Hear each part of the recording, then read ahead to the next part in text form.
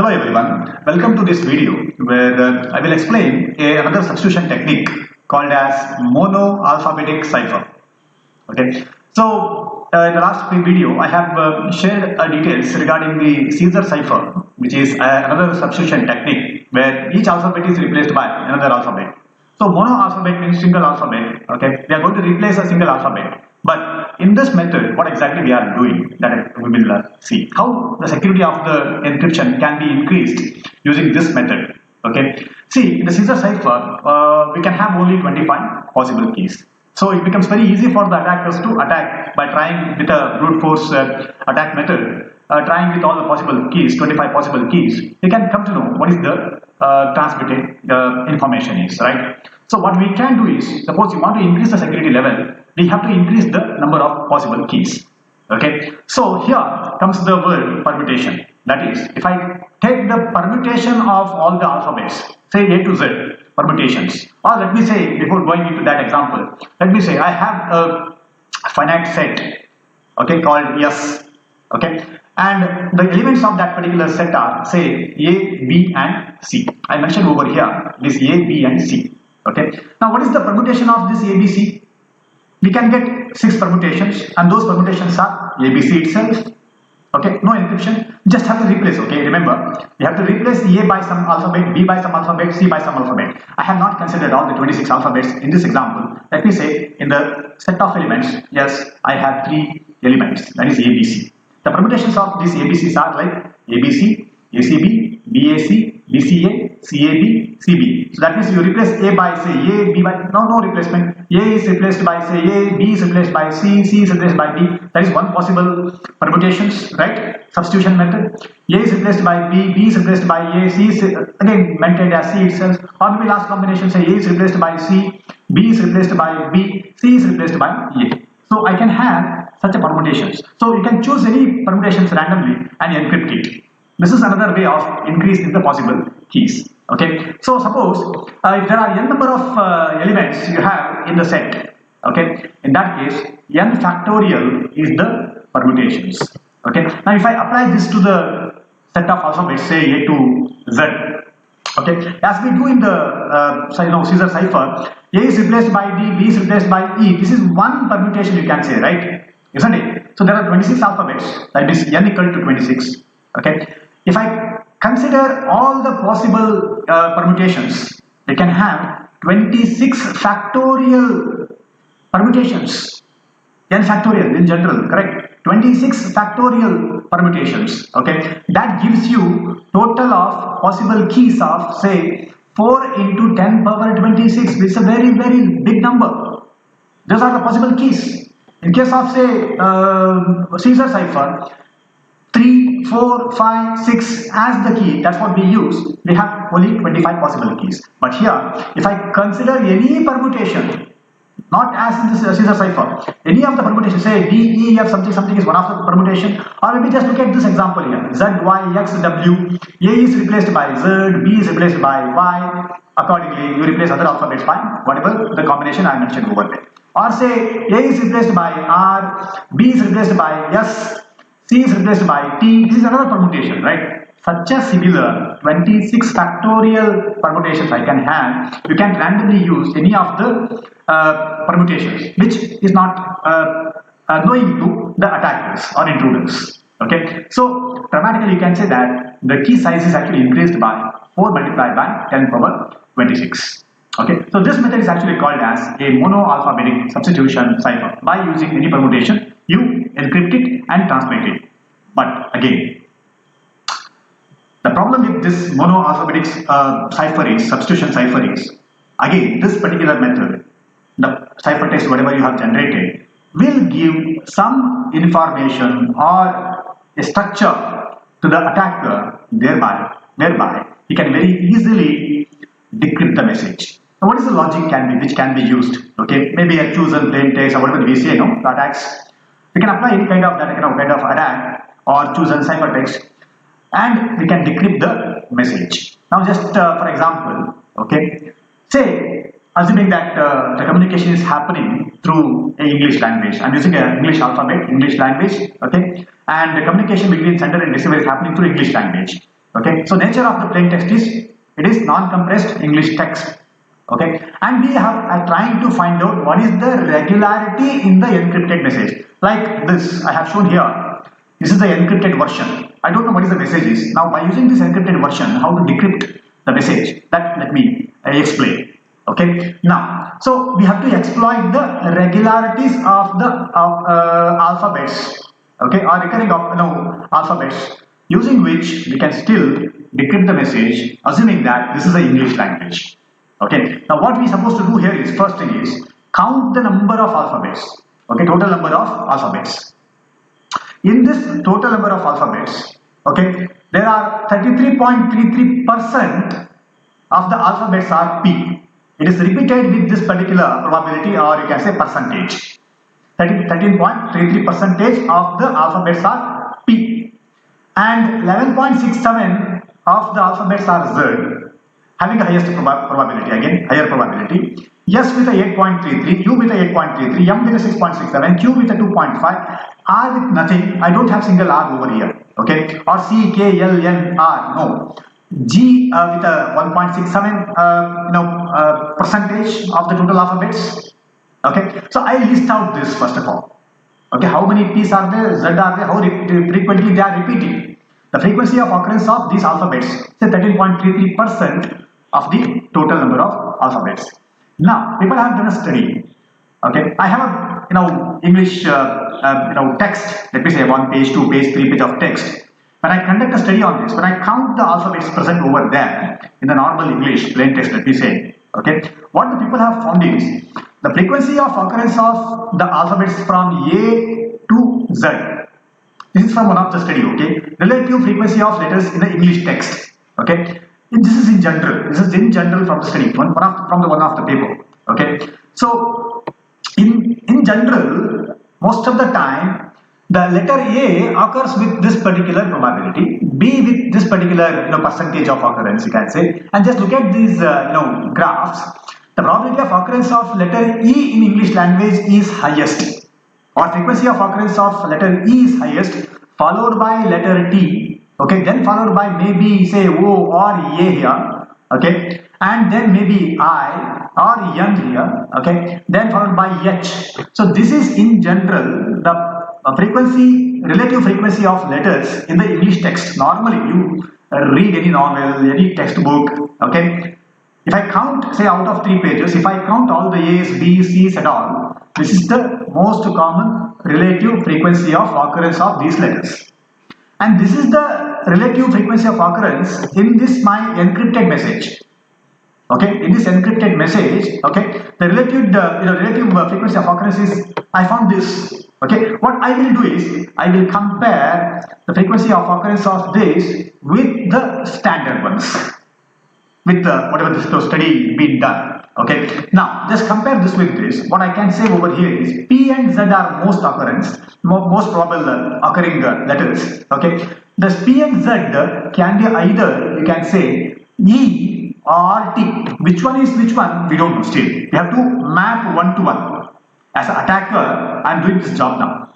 Okay, I am trying to map the occurrence of these P's and Z, because this is the most common, and the most common in English literature, English language is E and T. Maybe P is E and Z is maybe T. Relatively say yes, maybe next one. That is say yes, S is maybe A. I don't know. You have to do that. U is the next one. Maybe say it may be O. Okay. So like that, these are the most frequently occurring. These are average frequency of occurrence, and these are very less, say A, B, G and all. The frequency of occurrence is actually less.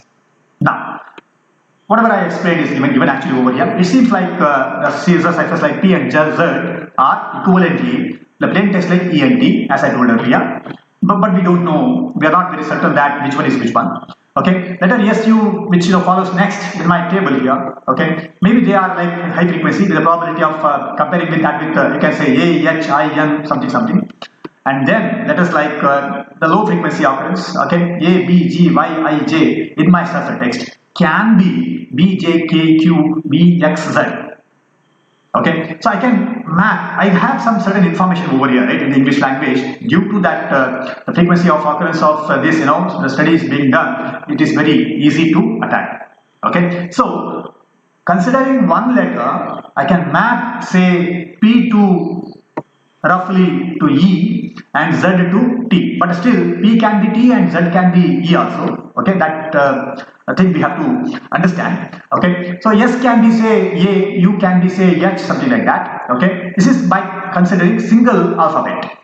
Okay, now I will consider digraphs or diagrams or maybe trigrams or trigraphs. Okay, I will go to the second two alphabet combination of two alphabets, the two letter combination, maybe three letter combination. In the English language, the most common two letter combination is TH. TH. Okay, that is there, that, then. All these English words T and H appears together, and most trigram is the THE. Okay, the mentioned here. Okay, now what I will do is in my cipher text I will check for the most common digraphs. Okay, what I can find here is the digraphs Z and W appears 3 times. Okay, so Z and W are appearing 3 times. Say one is somewhere here and somewhere here, right? And one more you will get somewhere. Okay, this is here. Correct? 3 times. So what we can say is Z with the T. I can match Z with the T and W with H. Okay, because most common diagram is TH. So wherever you are, this is just a analyzing. Okay, may not be 100% correct unless you come to know what is the exact message finally in my next slide. Okay, you can't. So I replace Z by T and W by H, and where I get the THE. For that I need to check most common 3 letter combination in my ciphertext. Okay, the most common ciphertext, 3 letter ciphertext is ZWP. So wherever you see ZWP, the last letter should be E. P should be E. Okay, so ZWP, where I can find it? I can find it somewhere. Okay, just have to search it. Okay, ZWP. So ZWP, where is ZWP? ZWS, ZWY over here. ZWP is here, right? ZWP is here, right? So this is nothing but THE. Fine. In this way, the frequency of occurrence in the English language, the frequency of occurrence in the ciphertext can be matched. And finally, just look at this case here.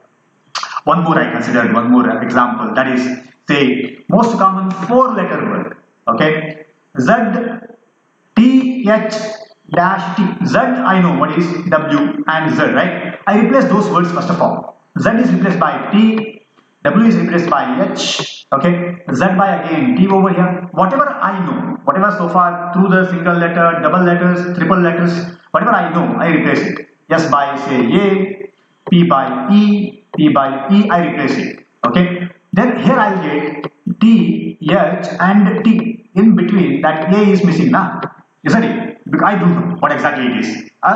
So T, H and T means the middle alphabet should be A only, because my word is that. That means now I come to know S is nothing but A. So S is replaced by A. Wherever you have S, okay, wherever you have S, you replace that by T.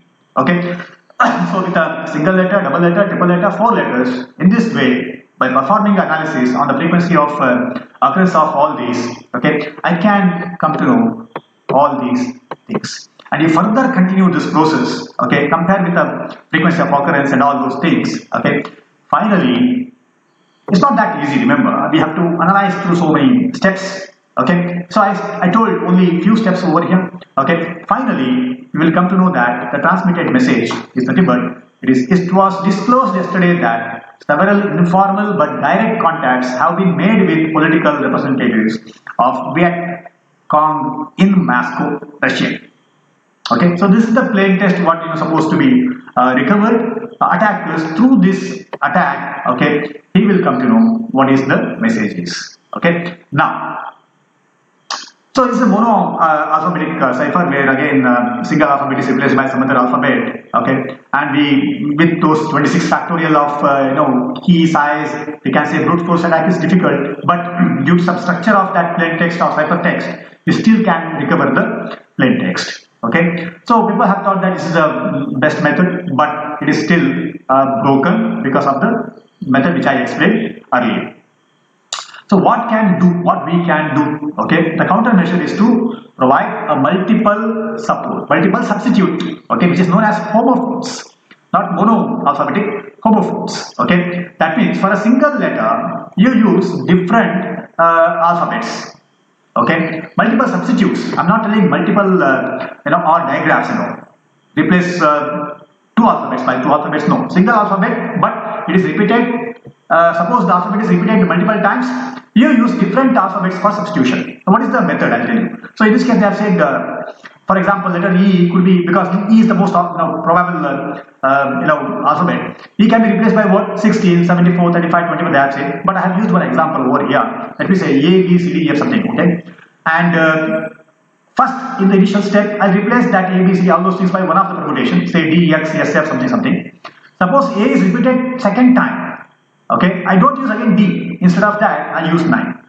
Suppose E repeated second time, then I use 7. If suppose it repeats again, then I substitute by 2. Then once again I substitute by 1. So I am using a multiple substitute for the same alphabet. Okay, if suppose E repeats multiple time, you use first time Z, second time 7, third time 2, fourth time it is 1. So similarly something like this. So this is the example for this. Okay, plain text is given by what? Defend the east wall of the castle. Okay, so D has to be, how many times D is repeated? 1, 2, somewhere? No, I think. Okay. So initially D has to be replaced by what? F. Okay, where it is? D is replaced by F. Okay, second time again they have used the same alphabet over here, F only, but you can replace by some other alphabet. If the frequency of occurrence of that letter is more, then you use different substitution. Like for example, say in this case E is replaced by, initially it is 7. Okay, in this method they have used this technique. E is replaced by 7. Okay, first time. Suppose E repeats again, then it is replaced by what? Z. Okay, randomly. E is replaced by what? 2. E is replaced by what? 1. Okay, again E is replaced by what? Repetition. Z.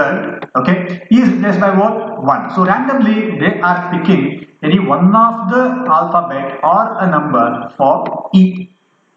This is another technique whereby you can actually reduce the or you can't give much of the information about the plain text in the cipher text. So this is the another technique can be used, which is called as a homophobes, multiple substitution techniques. Okay, still this method is also broken. Okay, so a great mathematician Carl Friedrich Gauss, he believed that he has devised this particular method which is unbreakable, but with this homophones also, each element I know is going to give you some information, right? Diagrams also. So it is very difficult for maintaining the security, and cryptanalysis now is very straightforward. That's what people have found here. Okay. Yeah. So in this video, I have explained the monoalphabetic cipher. Okay. What is the advantage, disadvantage, all those things I have explained. Okay. So thank you for watching this video.